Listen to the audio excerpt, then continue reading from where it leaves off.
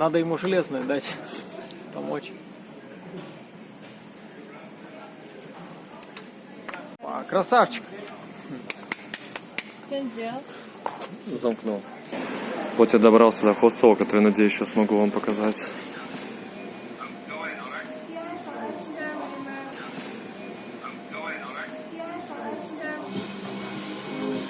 Бесплатный бильярд, здесь музыка играет. Бесплатный завтрак с 7 до 9 утра. Здесь можно запереть что-нибудь ценное. Здесь просто столы можно приготовить на кухне, что-нибудь прикольное. Ну и дальше уже идут комнаты. Комнаты и туалет с ванной. Я не могу определиться, где более прекрасные виды. Здесь или здесь. Свежий сок кокоса, 16 тысяч кип. И вот такая вот фотография. На кого рассчитана эта реклама? Новый день, новые цели. Сегодняшняя цель — доехать как можно дальше до границы Лаоса и Вьетнама. Я не знаю, насколько это получится. Я очень надеюсь, что получится до границы доехать. Но на самом деле лучше, наверное, перед границей остаться на ночь. Водитель подобрал нас и еще 2 путешественников. Вот наши вещи, мы вдвоем.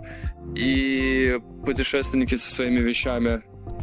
Это реально так круто, что один водитель везет 4 нахлебников. Очень чистый багажник. Такие багажники редко встречаются. Как вы, наверное, уже догадались по названию, то это 3-й по счету специальный выпуск, практически полностью посвященный восхождению в горы.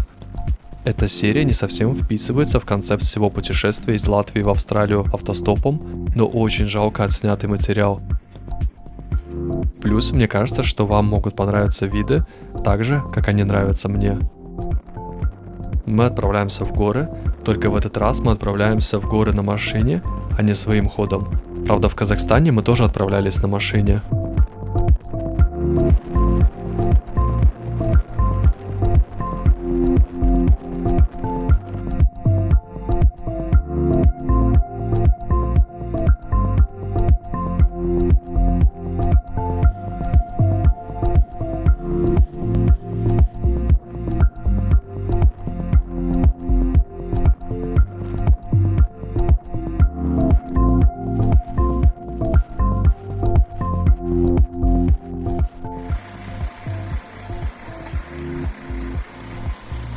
Чувствую, дальше будет ужасная дорога, потому что здесь уже ужасно пыльно.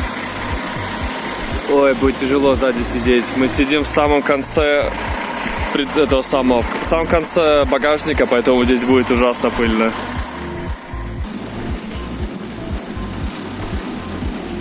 Да. А такие в горах, в море есть такие же вот во Вьетнаме. Очень хочу, чтобы вы представили, каково это путешествовать автостопом по Лаосу, сидя в грузовом отделении пикапа. Просто представьте, что мы едем вместе в пикапе, нам некуда торопиться, не нужно концентрироваться на дороге, но у нас нет возможности поговорить о чем-то интересном из-за сильного ветра. Пытаемся просто усесться поудобней, хоть это и довольно сложно сделать на пластиковом полу пикапа. Вроде нашли удобное положение. И единственное, что нам остается, так это смотреть по сторонам и наслаждаться труднодоступными красотами Лаоса.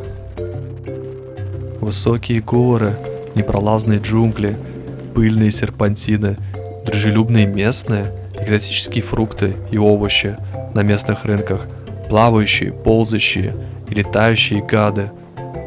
И множество другого — это все то, что ждет вас в Лаосе.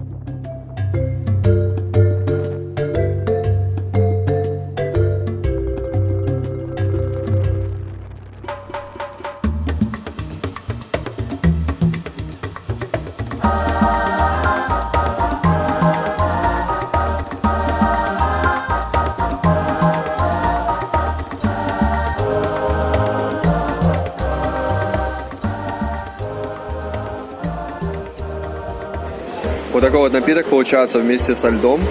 И почему-то поначалу я думал, что это бамбук, а это сахарный тростник, оказывается. Очень сочный, очень сладкий напиток. Похож на сахар, но похож на коричневый сахар. Но на самом деле мне очень нравится. Для любителей сладкого это просто объединение. Все, мы отправляемся дальше. К сожалению, правительство Лаоса еще не успело построить дорогу в горы, поэтому этот участок нам придется проехать чуть-чуть медленнее. А вот еще один участок железной дороги из Китая в Таиланд. Только на этот раз он уже на севере. Ну вот, снова открывается прекрасный вид на природу Лаоса. Но что немного удивительно, так это мы не встречаем практически никаких деревень, за исключением редких полей, где выращивают рис, не говоря уже о крупных населенных пунктах. Даже не знаю, что мы будем делать, если вдруг водитель нам скажет: «Все, ребята, мы приехали», и высадит нас на трассе посреди ничего. Почему-то мне кажется, что такое может произойти в любой момент, ведь местные говорят по-английски еще хуже, чем тайцы на севере. А тем временем мы постоянно набираем высоту над уровнем моря, но периодически мы спускаемся еще немножко вниз.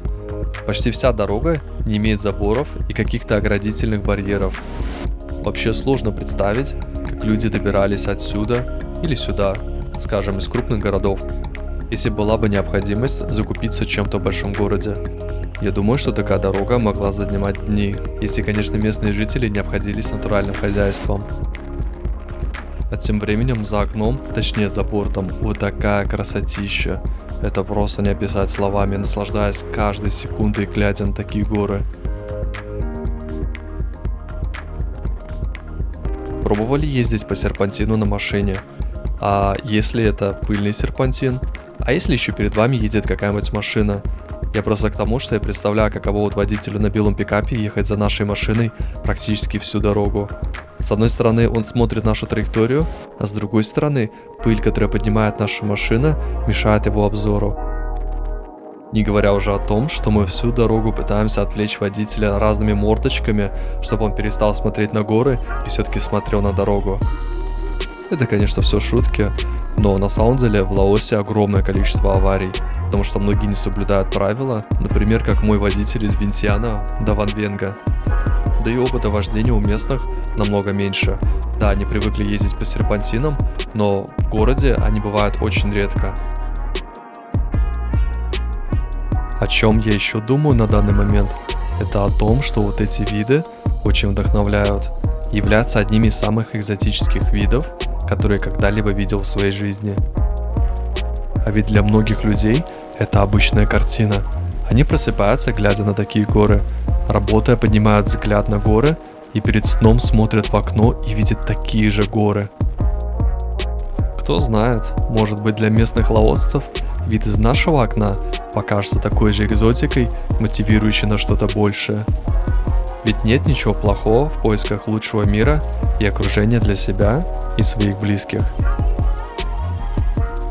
А вот увидел мотоциклиста и вспомнил свою идею, что по прилете во Вьетнам, в начале из Гонконга, я хотел купить мототехнику. Но так как я сейчас в Лаосе и цены тут другие, я этого делать не буду. Но вот когда доберусь до Вьетнама, тогда обязательно надо будет посмотреть цены на мотоциклы и в целом изучить этот вопрос.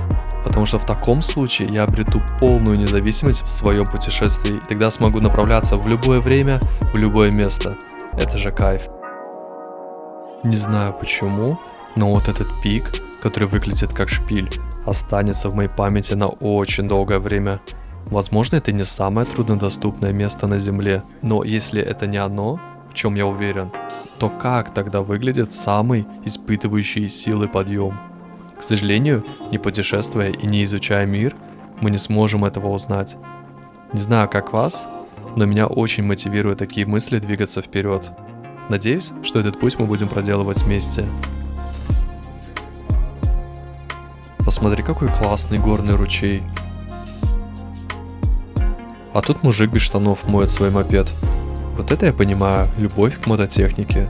Я имею в виду, что он следит за своей мототехникой и отмывает ее от липкой глинистой пыли.